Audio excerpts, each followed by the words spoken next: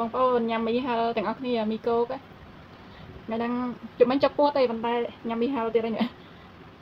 អត់ស្រួលពោះតអត់បានទៅធ្វើការប៉ុន្តែប្តីក៏ធ្វើមីហាល់ទុកឲ្យញ៉ាំ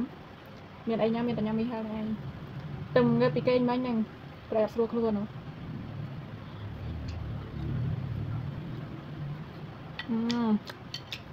ហ្នឹង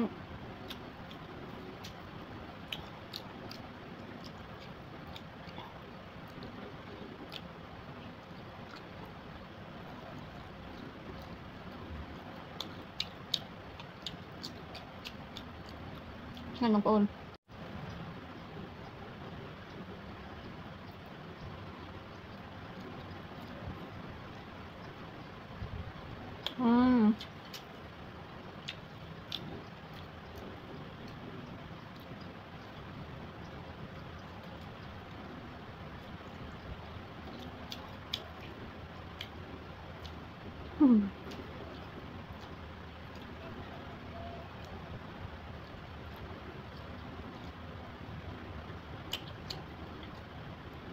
អានេះ